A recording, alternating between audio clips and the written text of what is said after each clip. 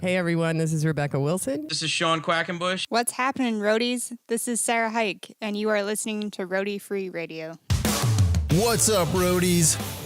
My name is Larry Milburn, and this is Roadie Free Radio, your VIP pass to meet and greet the stars behind the scenes of the music and film business.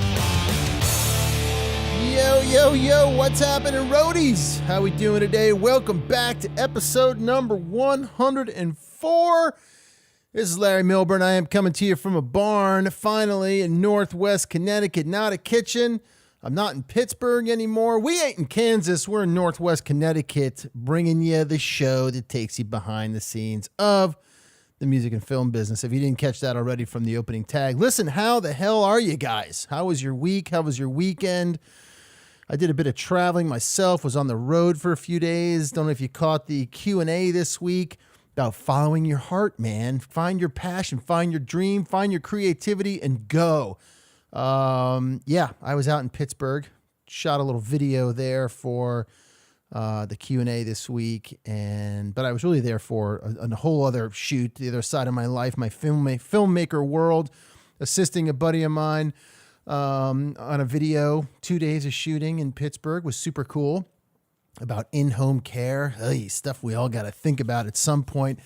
That's not pleasant, but here's the thing, man. We're rolling down I-84 out through Newburgh, New York, and into Pennsylvania and whatnot. And overall on this trip, I saw maybe three tour buses. One, we stayed at the Sheridan downtown Pittsburgh near Station Square. They're kind of cool next to the Hard Rock. And I couldn't resist, by the way, going to the Hard Rock for a salad for dinner. Salad and fries, okay? I had salad and fries and a couple of beers after a long shoot day. Just like to be around the music, you know what I mean? What can I say? But anyway, next to that is some venue. I don't even remember what the place is called, the Highmark or something. I don't know, some kind of little stadium thing. There was a tour bus. There was a trailer. Here's my question for you. Why do I get excited every time I see a tour bus? Like craning my neck as we drove by to check out the bus, check out their little trailer. Why is that? I've never even really spent time on a tour bus except to do interviews. I've never traveled on a tour bus. I've never slept on a tour bus. This is all, by the way, not so subtle hints. Take me out on the road with you, people. Give me a dead bunk to sleep in for a couple of nights and roll with you. But why? I get excited. I just want to hop in there and say hi to everybody and check out the bus and see how they stash their gear and who's on the crew. Maybe I know somebody. Maybe you know somebody that I know and we could talk about that. I don't know. I get excited. Tour buses, they excite me. I want one. I want one of my own, a rolling roadie free radio bus. Just traveling the country with the family, doing interviews, going to shows. What's wrong with that? Nothing's wrong with that. Anyway, yes, Pittsburgh was cool. Thank you so much for your feedback and your response to these new Q&A sessions. Ask Uncle Millie. Supposed to come out every Wednesday. Sometimes I can hit that. Sometimes it's going to come out Thursday. This was a good one. This was about, should you start a podcast? A young woman wrote me, and she's a single mom and has an idea for a podcast. She's also happens to be involved in the audio world in Philly. Should she start a podcast? Right now, there's so many out there, and I say yes, go for it. Don't stifle your creativity because you're going to kick yourself a little bit down the line when you haven't done it and you feel like, coulda, woulda, shouldas. You know what I'm saying?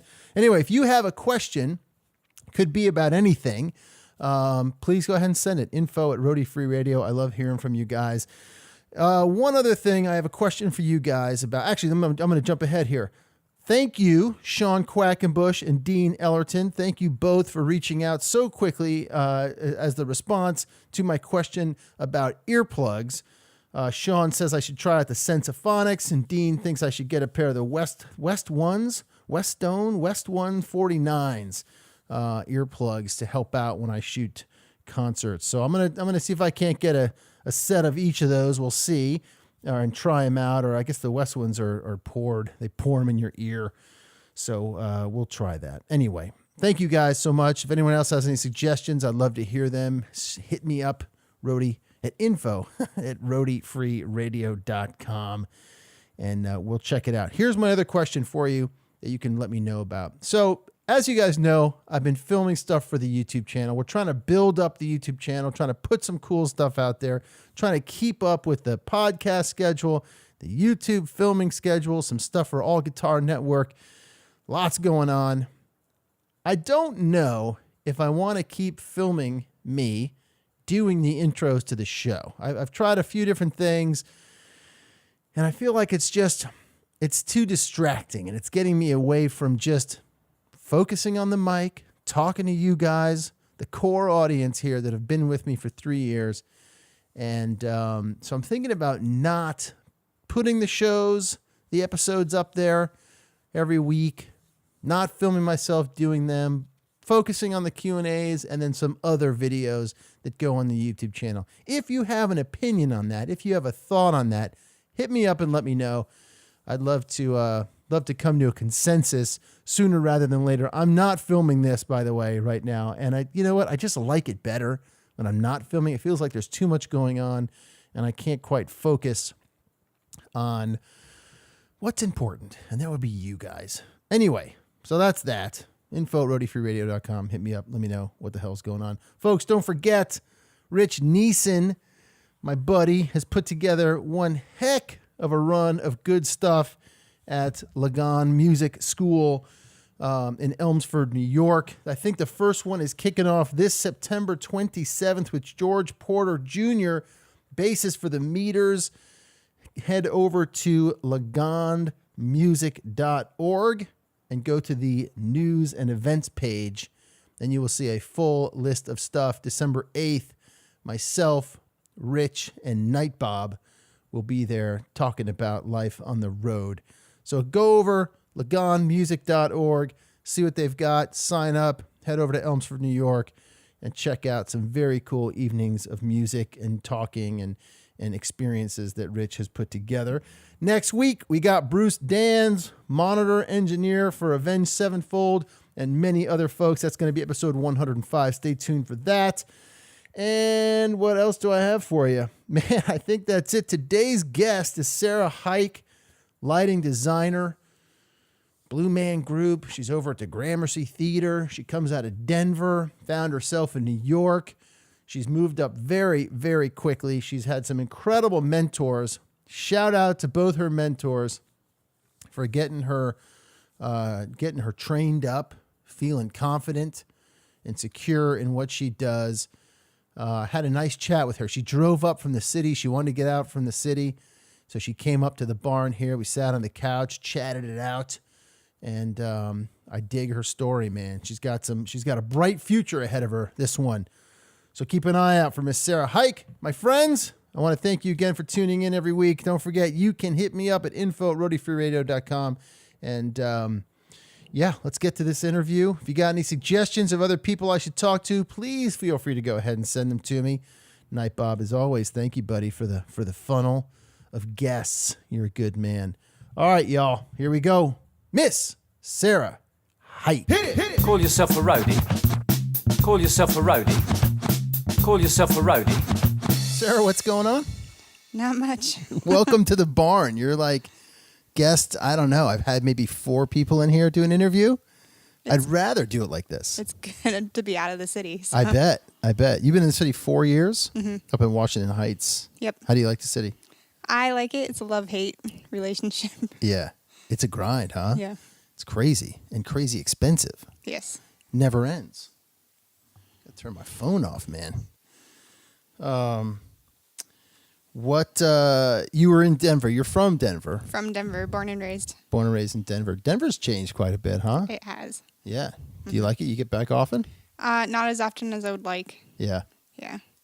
It's back in May, and I need to go back again. Yeah. It's a cool spot and a lot of good music town. Mm-hmm. So tell me about growing up. Tell me about, how you kind of started in all this stuff. In high school, I didn't want to do sports, and so I had to have an extracurricular activity. So I decided to try theater. I do not like being in front of people, don't like public speaking, so acting was not the way to go. This is really easy for you right now. Yeah, so easy. Acting was definitely not the way to go, so I ended up doing backstage stuff, got into lighting, realized that I liked it. When I was choosing to go to college, I had no idea what I was going to do, where I was going to go. Found out that you could get a degree in lighting, and so I did that. Was there anyone else sort of in your social sphere, family-wise or extended family or friends or anything that you knew in this world? No. No. My entire family is in the medical field or lawyers, so Wow. I'm definitely the odd man out. Yeah. And how did they start taking to Sarah's kind of going down this theater world path? I think they were a little surprised, and as I kept doing it and doing it professionally, I know my family would be like, "What do you mean you have to work weekends and nights and holidays?" And it's like, "But you guys do too. You work in ERs." Yeah, right. Exactly. So. Yeah. I don't know which pill is tougher to swallow for families. The one that's like, oh, wait, you're not going to be a lawyer or a doctor like I was planning your whole life? Or, wait, you're going to miss my birthday. You're going to miss, Christmas, X, Y, and Z. But that's how you work, right? Because a lot of times if it's slow, then you get to take a week off. I know I deal with that too. Yep. Where it's like, I get to take 2 weeks off or whatever it is, 10 days off to go on vacation, but I might have a shoot over the holiday or something. So, and so tell me about, as you started to do it, like, why didn't you get into sound, for example, in those early days? Did that not seem as attainable or what? I don't know. Sound was never really a thing. I guess I liked lighting because you could create a mood and you create looks, and you kind of control the whole way people see the show or whatever you're doing. Yeah. So cool. And so you got more and more into it, and then college came along. Yep. So did you choose a school based on wanting to get into this? I did not. No? I chose the cheapest school. Good. So I didn't want to do the dorm experience or anything, so I went to Metro in Denver. Was actually probably one of the best choices I could have ever made. I was the only one at the time going for my Bachelor of Fine Arts in theater for lighting. So there weren't a lot of classes that were available to me unless I had like 5 of my peers that wanted to take it with me. Right. I ended up getting an internship my freshman year at the Denver Center of Performing Arts. Nice. And they liked me so much that they hired me on full time. That's very cool. How long did you stay there? Till I was done with college. Okay. And I somehow convinced my professors to let me go work 12 hours a day at the theater instead of going to class. And give you credit. And get paid. Nice. Yep. Smart. That's awesome. So I was learning by doing instead of learning in the class. So there were no other students doing what you were doing? There was one a few years later, but nobody at that time. Wow. That's crazy. Have you found that there are a lot of women or a few women or in what you do? In Colorado, I would say that most of the time I would be one of the only women. Yeah. Here in New York, it's a bit different. Sure. There are a lot more women here than there. Yeah. And who were did you have like a mentor in those early learning days that helped you? I did. Yeah.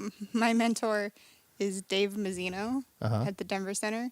He kind of took me under his wing, and I learned a lot from him. He would do like hypothetical situations. He'd be like, okay, I want you to build a show from the ground up. Here's the venue. He'd be like, I want you to build the stage, the sound, the lights. I need you to order all of the equipment. Here, you need to hire a crew. It needs to be a union crew. He'd be like, here's the contract. Read that over. You have to hire the union crew on a holiday and a weekend. It was very specific. Wow. He'd be like, your budget is $3,000 for crew, and it was like either $3,000 or $5,000 for crew and for all the equipment and everything else. He's like, I want plots, I want a schedule, I want everything. And so he gave me 2 weeks to give him everything. I had to call one of the rental shops and get a quote with all my gear and like figure it all out. And I turned it into him. We were walking out the stage door, and he goes, "Come with me." And so we're walking out the stage door.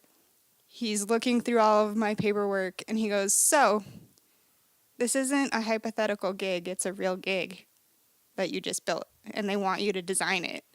So What? it's on this day." I was like, "Are you serious?"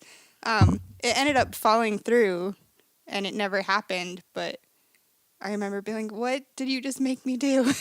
That is awesome. So he wasn't one of your teachers. He actually worked at the Denver Center. Mhm, he worked at the Denver Center. So that's the kind of thing that he would do for you, just to kind of make you learn, keep you on your toes. That is amazing. And it helped me in so many ways, in so many situations down the road. Was that just sort of one example of several of those, or was that the only time he did something like that? That was the major one that he did like that. Yeah. Wow. That is so cool. What other kind of stuff did you do at Denver Center? I just ran follow spot, helped out in the electric shop, like did gel, loaded in shows, loaded out shows. And what was sort of your thinking at the time? Like, oh, this is kind of cool. I could do this for another couple of years, and then not so much. Or like, I'm totally in. This is amazing. Yeah, I was in. Cool. There was another time that the other major thing that he did, he was designing a show at the Buell Theater in Denver, which is part of the Denver Center. And I cannot remember the band right now. Oh, it was Bright Eyes, the band Bright Eyes. He was designing them. And he asked me to come in and help. And so I think I was like 19 at the time. And he was like, "Okay, you're going to come in and you're going to run the crew." And it was a union crew. And he's like, "You're going to do this, and here's the plot and everything." And then I had to go back for an opening at school. And then I came back later on in the evening, and he was running the console. And he's like, "I have to go to the bathroom. Do you want to sit down for a minute and run the show?" And I'm like, I have no idea what I'm doing, but okay. So he ended up not going to the bathroom and hiding behind one of the pillars and watching what I was doing. And he came back and he goes, "So they want to talk to you after the show." And I'm like, "Who wants to talk to me?" He's like, "The band and the promoters." I'm like, "But what did I do? I didn't do anything." And so we go backstage after the show, and I ended up meeting with the promoter, AEG. Tommy Hauser was who I met with. He offered me a job on the spot. He goes, "Hey, I have some venues here in Denver, and I need somebody to run lights. Are you interested?" So, Sarah, that is unreal. yeah. Wait, Dave, what's his last name? Mazzino. Dave Mazzino. Right, it's right there. Dave Mazzino on the paper. Yeah. This guy is awesome. I love this guy. Yep. Wow. What's his quick story? I know he was a sniper in the military and then got into lighting. I don't know exactly how. Wow. What do you think makes Dave Mazzino a good mentor for you? He wanted to see people learn, and he really enjoyed people that wanted to learn, and he would do everything that he could to help them get where they wanted to be. Do you think he saw something special in you, and that's why he gave you such leeway and pushed you? Or was he like that with everybody who worked for him? I think he saw something in me. Yeah. But the minute that I got offered the job with AEG, he's like, "No, now you're going to be a roadie, and you just can't do that." Did you take the job? I did. Later, Dave. So I got to imagine that, like, it also must have been cool for you to kind of come out of this is all right out of school. Yep. Come out of school, work. I basically started as an intern. Get this job. I don't know how much you were making. Probably not a lot, but enough for a college student to live on, maybe. And then, how long was the Bright Eyes gig? Right after the Denver Theater, after school? It was just a one-off, so it was just one day. And then Wow. I ended up working for AEG for a couple of years. That's amazing. And you must have thought, like, well, this is the easiest gig in the world. Everybody should do this. Did you get to travel around, or you were mostly Denver-based? Mostly Denver-based. Yep. Cool. What did you learn in those couple of years with AEG?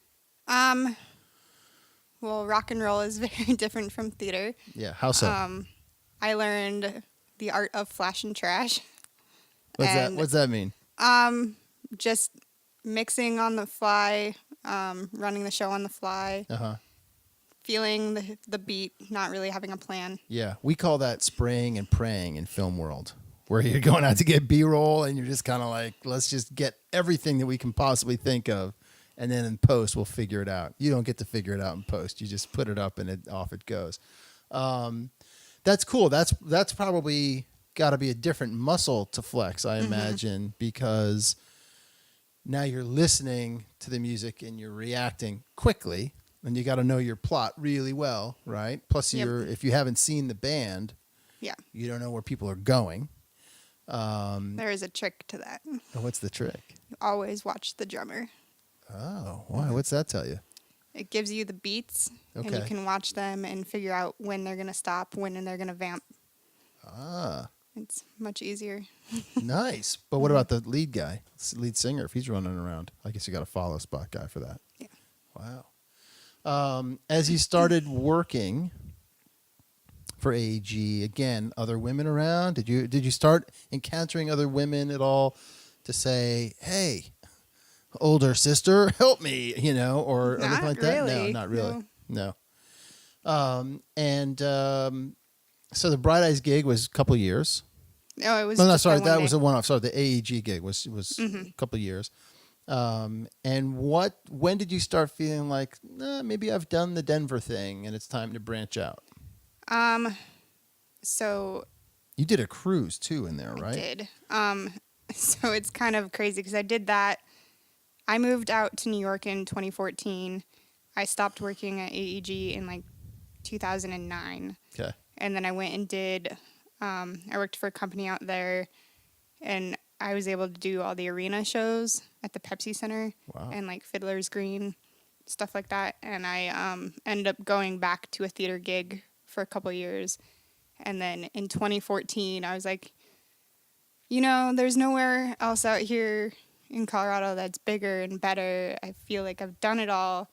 I don't feel like I'm learning anymore. So I decided to move to New York. Why not? Before I get there, tell me some challenges or differences in lighting and design, being an LD, for an arena as opposed to, a theater. Bigger, crazier shows. Yeah. More. They're usually only one day, so you don't have as much time as you would in a theater where you have like a week long of tech. Yeah. And were you like the head LD? No, I would Okay. just do part of the local crew, help load in lights and stuff. Got it. But still learning. There were a couple times I was able to be the LD. One time at Fiddler's Green. But that's got to be cool also. I mean, I imagine being local crew has got to be sort of a two-edged sword in a way, right? And whether you're sound or lights, because on one hand, you're just there to sort of help schlep the stuff around and unpack it, repack it, hang it, do whatever you're going to do. On the other hand, you are, you're learning, and you got to figure out, you're sort of biding your time for the next thing. Is that about accurate, would you say? Yeah. Yeah. I liked the arena shows because it was always the bigger, better equipment, the newest stuff, the most Right. expensive stuff that I would not have been able to get my hands on in any other way. Yeah. So And again, the other thing out of those is like you never know who's watching. I mean, it comes up on the show all the time, and your story is very much like that, where, you started as an intern and then you got hired because of your work ethic or they liked you or whatever it was. And I have so many people on the show that are either work at a rehearsal facility or, they've help out a band at a one-off, or they're at a club doing whatever job that they're doing, and they just show up. I think, right? Would you say like 90% of this is just showing up, being a good person, being easy to work with? You don't have to be the most technically minded person or the most experienced. If they like you and they like what you're doing, you might get the gig. So being a local, someone might be like, she was awesome. Let's take her out on the road. Do you like doing concerts more than theater? I like them both. Yeah. And so I currently still do both. Yeah. I I don't think I'll ever be able to not do both. Yeah. But they're two totally different worlds. Yeah. The lingo is different. Even the lingo between Colorado and New York is different. Really?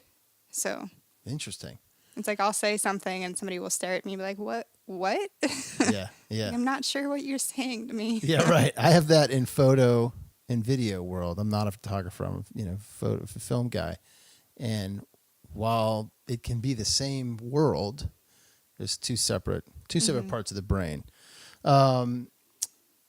What was it like? Did you have friends in the city? Did you have a job lined up, or was it just like When I moved to New York, Yeah.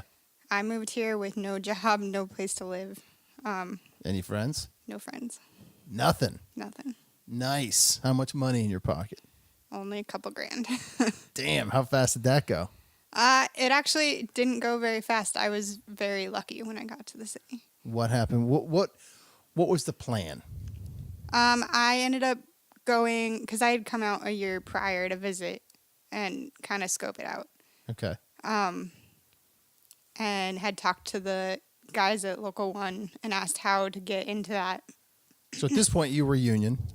Never been union. I've worked for unions, but I've never had a card. Okay. They told me to come to the replacement hall, which in New York, you have to sit there Monday through Friday, 7 a.m. to 9 a.m., and hope that they might use you. Wow. And so when I moved to the city, I did that every morning and sat there, didn't know anyone. It was so early.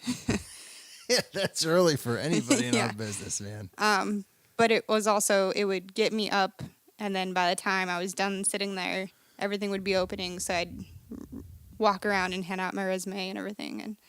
And So walking the streets, going to clubs, going to theaters, handing out your resume. yep. Old school. Never- Literally on a piece of paper? Yeah. I love that. Nice. But after sitting at the hall for 2 weeks, I got a phone call one evening going, hey, so we have the Super Bowl coming up. Would you want to work? And I'm like, yes. And it was about 4 years ago, so it was the Broncos versus, I believe, the Seahawks. And I was like, yes, my team is playing. That is all right. Where was that one? I think it was in New Jersey. I'm not sure.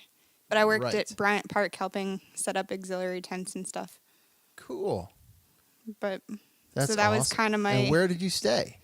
'Cause you came up here with no place to stay. I ended up getting an apartment in Harlem. You did right Yep. off the bat. You just bit the bullet. Wow. So let's go back to the family. Brothers and sisters? I have 2 sisters and a brother. All either lawyers or doctors. Yep. What did your family think when you're like, I'm moving to New York? I got no job. I got no money. And I got no place to stay. My mom knew when I had come out to visit the first time. I came back home and she picked me up from the airport and she was crying. And I was like, why are you crying? She's like, because you're leaving me. I think she just knew my personality and what I wanted to do with my life. She knew that I fell in love with New York the minute I got here. Yeah. And it took me about 10 months after that trip to make the move. But Wow. so she knew. She was Yeah. supportive. Good for you every day. Tell me about those first 2 weeks going to that place every day for 2 hours and then walking the streets and handing out your resume. Did you ever think like I've made the biggest fucking mistake in my life? Sometimes Yeah. I was told that some people made it to the city and wouldn't get work for like 2-3 months. And so I was really glad that I started working 2 weeks in. Any other resources that you were able to tap into other than the Local 1 and going there every morning? Not really. There weren't. Nope. Facebook was around. There were no community forums or anything like that to hop into and check out, or is that not your thing? It was very difficult just simply because a lot of people will look at your resume and they won't see anything New York based or tri-state area based. And they're like, oh, yeah, no, we're good. Wow. So Wow. Man, that's crazy. I know, having gone, when I first started out, I was an actor and I went to the city from here. And even though I grew up in the city, I mean, it's a tough town, man. it is. LA is a tough town. Why New York, not LA or Nashville? I think Broadway and the theater presence out here. Yeah. You like theater stuff. You like the do. live concerts, but you like theater too, don't you? I like it both. You like them both. All right. So you do the Super Bowl thing, setting up tents and whatnot. What were you do? Setting up lights in those tents? Yep. Okay, so at least you were able to focus on like that. Were you willing to take any other kind of job to just start making some money? Yeah. And then what happened after that? I ended up getting a contact for Juilliard Uh-huh. and ended up starting to work there as a freelancer. I somehow managed to get hired as the programmer for the New York Philharmonic for a concert they were doing, only one concert. Okay. So I did that. Somehow managed to get hired. Here's what I've learned so far. How long we've been talking? We've been talking for 25 minutes. I somehow managed means, Sarah, that you've got some skills, you've got some talent. That's how you got hired. You didn't somehow manage to get hired. I mean, you put yourself out there. You put the work in. That's awesome. Juilliard. That's got to be pretty awesome. So it was just one gig at Juilliard? I was a freelancer there for like 2 years. Okay. All right. I still get calls occasionally, but I'm too busy to work there. Yeah. Tell me about the cruise. That was definitely more split between male and female. A lot of younger people out of school. Uh-huh. So. And what did it start getting easier in the city at that point? Where you're like, okay, I got a few things under my belt here. It's not so scary. It's going to be okay. Yeah, pretty much from the Super Bowl on, I very rarely not had work. Good for you. Good for you, man. That's awesome. I mean, there are so many theaters, big and small, right? And there's so many venues, music venues, that I would imagine there's got to be something out there, but there's also got to be a lot of folks looking for work. There is. Tell me about the cruise ships. Celebrity cruises. So I ended up, the original plan was that I wanted to leave Colorado, but I wasn't sure how to do it. I had never moved anywhere. And so I applied for a cruise ship thinking, oh, I'll just get rid of all my stuff, get rid of my apartment in Colorado, go work on the cruise ship for 6 months, and then when I'm done, not have anywhere to go, so then I'll relocate to New York. Good plan. Didn't work that way. I never heard from them. I ended up moving to New York about a year into living here. I got a phone call saying, hey, do you want to come do this cruise ship? I'm like, yeah, no, I don't. Like, I'm good. I've already done what I wanted to do. I'm making good money living in New York, kind of following my dream. And they're like, but we want to send you to Asia. I was like, okay. So How long was the cruise supposed to be? 6 months. I stayed for 3. It was very interesting. That also started my love of travel, and now I've traveled so much. Yeah. So that was about 3 years ago. I bit the bullet and went on the cruise ship, and they flew me to Dubai. Wow. Where I joined the ship. And then from there, we went to India and Sri Lanka and Singapore. We did a dry dock in Singapore for 3 weeks. So I got to explore Singapore, every aspect of it. Nice. And then we sailed for a week to China with no guests, which was the best part. But the cruise ship that I was put on, they sold to China. Okay. So we were handing the ship over to China, and it changed into a different company. They decided to promote me and transfer me to a different ship. So I went from being like entry level on the cruise ship, the AV tech, setting up all the lounges and everything going on the ship, to the programmer. And so they kicked me off the ship in China. They're like, have fun. They kicked me off at 9 in the morning. My flight wasn't till midnight. So I explored Shanghai and then got on a plane back to New York, where they put me on a ship out of Bayonne. And I did that for a few months, and then it just was too hard being in New York every week. Right. And so I was like, I gotta go. Wow. That's crazy. I'm hearing this pattern, Sarah, though. I'm hearing a pattern of like working and getting promoted and getting the next opportunity. You're like the one to watch, man. Where do you want to be in 10 years? I'm not sure. Well, you got to have some idea. Where do you want to be in 5 years? Still not sure. I don't even know where I want to be next week. What is it about? Well, you told me back then. You told me in high school about what it was. What is it about lights and doing lights that excites you? What is it now? Has it changed? Not really. No. But I mean, I like doing concerts because I like music, and music really does affect everyone. Yeah. And it just puts me in a good mood every time I work a concert. Uh-huh. And then theater, it puts everyone else in a good mood. And back then, it was people could step away from their lives for an hour or two, watch this show, be totally engrossed by it, and then walk out maybe a different person. And it still holds true. Yeah. Yeah. Did you like, just to go back to the cruise ship thing for a sec, did you like being in that environment? I mean, the travel, yeah, I imagine, but you know, the sort of the isolation, I guess, if you will, being on a ship for that long? No. No. I just met up with one of my old cabin mates the other day. She was joining the ship in Bayonne.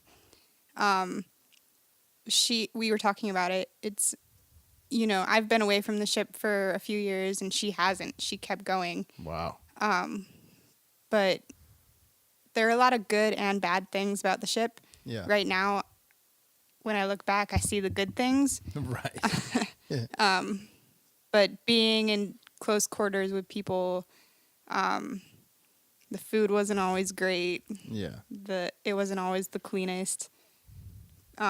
Those were the things that were rough, and always having to follow a schedule and lots of rules. Like, yeah. It was kind of military. Like, you had to clean your room, you had to have inspections, everything like that. So. Oh, it's kind of strange. What about gear wise? I imagine it's not so easy to get a replacement for something. So No. you kind of have to try to think ahead, be proactive about what you're bringing out there with you, because picking up a replacement is going to be tough. That was one of the reasons I decided to leave the ship as well. We had a lot of things that weren't working on the ship, and I would tell them what I would need to fix it. And be like, well, we can get it in 6 months. I'm like, well, but I'm not even going to be here then, so Yeah. I can't fix this. Do you think that's a product of, let's say, the cruise line? We don't have to name names. Cruise line that you were on, or the nature of working on a cruise? I think the nature of working on a cruise. Yeah. Because everything has to go a certain way and through certain channels and get shipped here and then there. Yeah. And Yeah. And also probably big corporate entity things and just a lot of hassle. No, I know that from talking to folks that have been audio people or guitar techs or whatever on ships, and same thing. It takes a while to get something, but it forces you to A, really get to know the equipment that you have, and then B, get really resourceful with the equipment that you have to make it work no matter what, because at 8 o'clock there's a show that's got to go on. Mm-hmm. Right. Yep. But I imagine the grind of being out there's just got to be rough. it is. One of my favorite memories is sailing past Vietnam. We had a crew deck that was completely open and had a pool. And sitting out there at night watching the stars, watching the coast of Vietnam go by. Wow. And then a thunderstorm rolled in. And just being out in the middle of the ocean like that was one of my favorite parts. Yeah. How fun was the crew deck? It was pretty fun. Every chance I could get, I would be out there. Yeah. That sounds like the place to hang out, man. I've never done a cruise. I don't know if I could do it. I don't know if I could handle it as a not as a worker person, but just as like take the family and go on a cruise. I'm not sort of geared for that. I need to be able to get out, Get out and move around. But hanging out at the crew deck, that could be fun. I met a lot of really great people, and I still talk to them to this day. I have friends all over the world now. That's great. I have friends in England and India and Brazil, all over the place. I went to two of the people I met on the ship. They met, and one was from Brazil. One was from, where is he from? The Ukraine. He's from the Ukraine. They got married last September. Nice. And I went down to Brazil for their wedding. Cool. That's awesome. Yeah, I mean, that's the other side of it, right? Is you are forced to get to know people and get along with people, and you never know what could happen. Could get married. Yeah. How many people get married on a cruise ship? So now you're bouncing between Blue Man Group quite a bit, the New Victory Theater. And are you at the Gramercy? I'm at the Gramercy and sometimes Irving Plaza. So you still mix in the rock and roll. Nice. I'm actually at Gramercy tomorrow. Good. Yeah, and I was going to say, it's a Thursday night. How'd you get the night off? The day off to come up here? Because I make the schedule at Blue Man. So. There you go. Good stuff. Good stuff. So let's talk a little bit of gear. What do you like? What are you most comfortable with? There's so many consoles that I like. Yeah. Top two. Top two. I would have to say the Hog. Well, okay. Let's do top two for theater, top two for rock and roll. Okay. So top two for rock and roll would be the Hog. And then I'm going to say the Avo Pearl. Okay. What is it about those real quick that you like? The Hog is user-friendly and very easy to use on the fly. And the Pearl is not as user-friendly, but I've toured with it, and so I kind of have a place in my heart for it. Nice. And theater side? I'm going to say the Ion. And then probably the Hawk. There must be, I mean, at this point, you're freelancing, you're running shows, you're designing some of these on the fly. I imagine there's a part of you that wants to get, I mean, explain to me, I guess, also, too, in terms of design, how it works. Because with something like the Blue Man Group, you're coming into that, they're just telling you what it was designed as years ago, right? You're not coming up with something new. No, just running the show every night. Running the show every night. How awesome are those first couple minutes before the show starts? Do you get butterflies? No, not anymore. Not anymore. Just it's go time. I've seen Blue Man over 600 times now. Oh my God. Yeah. Wow. But it never gets boring. Yeah. So. Yeah. What I was going to say was, like, is there a part of you that wants to get to the part where you are designing the show? You're coming up with the look? I did a lot of that in Colorado. Okay. I haven't done it as much here in New York. Yeah. Every once in a while, I would like to get back into it. Just haven't figured out when. Yeah. So you've been at this for a while. You've been able to make it work. Yep. In a good way. Do you get people from your college in Denver, or do you meet younger people now that are coming to you like, hey, how do I do this? What do I do? You know, what do you tell them? I always try to help out and answer questions when I can. I've taken several people under my wing myself, just like Dave did to me. Not to the extent that he has. I haven't had that opportunity yet, but I'll help people if they're willing to learn and willing to make it work. Yeah. Nice. And any particular advice that you would give them? Like, is there stuff that you are encountering now that you're like, damn, if I only knew that 5 years ago? Just never stop learning. Never think that you know everything. Right. Yeah, just there's always something to learn, always something bigger and better. Just keep challenging yourself. Does it ever get old to you? No. No. Still exciting. Mm-hmm. You think you want to stay in New York for a while? Yeah. Yeah. Although Connecticut is nice. It's not bad, right? It's quiet. There's, you know what's funny? There is some famous lighting designer who lives over in the next town, and I don't remember his or her name, but I just know there's a house. My mom used to point out, be like, "Oh, that's so and so who does the lights or designed this," and I can't. That's all I have for you. So there is opportunity up here. You could come right up here, relax, and drive into the city. Yeah. 2 hours each way. Yep. Well, that's very cool. Any thoughts about I guess that gets more into gaffing. I was going to say like film or just trying to segue into that world at all. If theater or, concerts ever got slow for you. I've thought about it. Mm-hmm. That's also, I imagine, a whole different world. It is. Yeah. I've done smaller things, nothing substantial. Yeah. But it is a totally different world, a totally different set of skills. Again, another set of lingo. Yeah. So Any misconceptions that you feel like people have about what you do? all the time. Oh, nice. Like what? I remember in college, my professor was like, "Yeah, everyone thinks I just turn light switches on and off.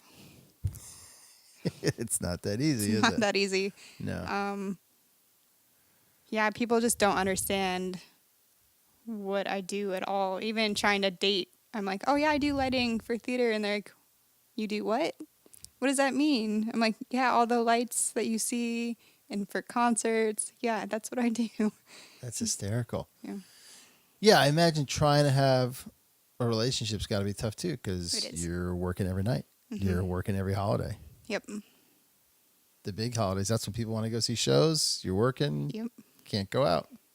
Or people are like, "I work 9 to 5." I'm like, "Yeah, no." Yeah. I get up at 10. Yeah. I know. Was it tough this morning waking up for you? You can be honest. Yes. Yeah. But you made it.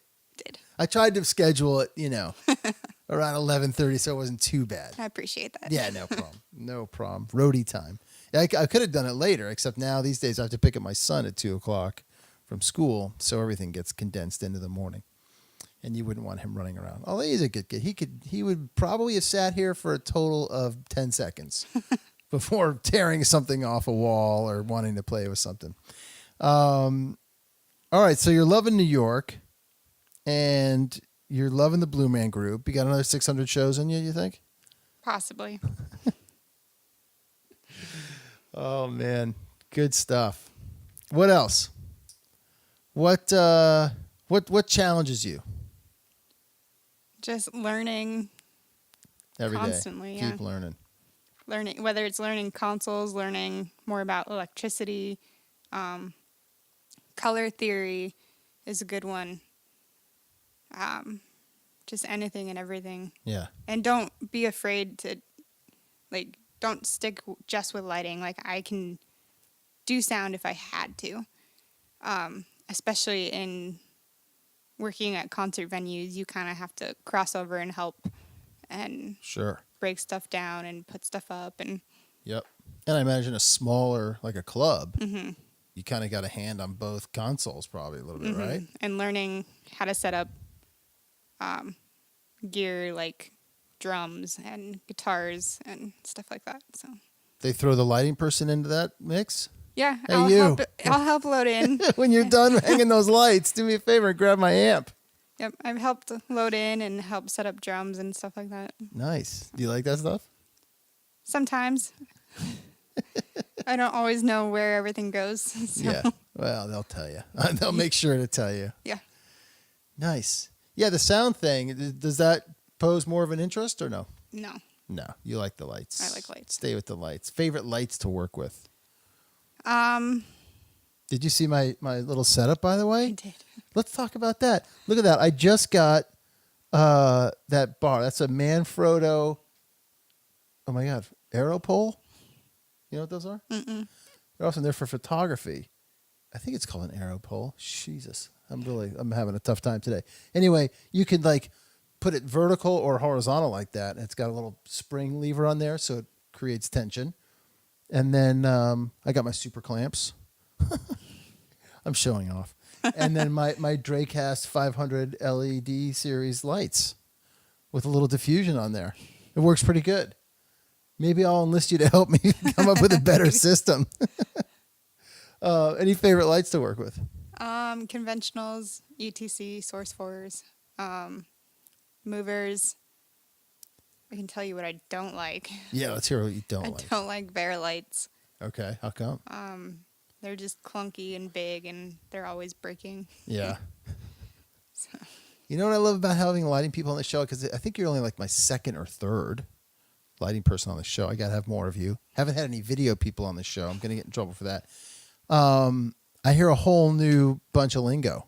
You just rattled off some stuff. I have no idea what you said. It's awesome. I have an idea what you said, but not a big one. Sarah, this has been great.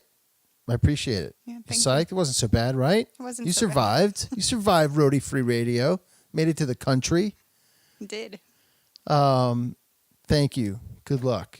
You sound like you're on an awesome path, and I want you to check back in and tell us what you're up to. And I've never seen the Blue Man Group. Maybe I'll hit you up for a little Blue Man Group. Maybe. Maybe I will. We'll see. We'll see how this episode does. All right, Sarah. Thank you very much. I appreciate it. Thank you. Be safe out there, all right? You too. Sarah Huyck, thank you so much for coming up here, making the drive to sit on the couch and talk with us this week. Folks, don't forget, next week we got episode 105 with monitor engineer Mr. Bruce Dance. In the meantime, you can follow us at Twitter, Facebook, SoundCloud, iTunes, Google Play, Spotify, YouTube, all as Roadie Free Radio. Send me a note. You know I want to hear from you. That's info@roadiefreeradio.com. Check out the website, roadiefreeradio.com. And in the meantime, my friends, y'all be safe out there. No roadies, no rock and roll.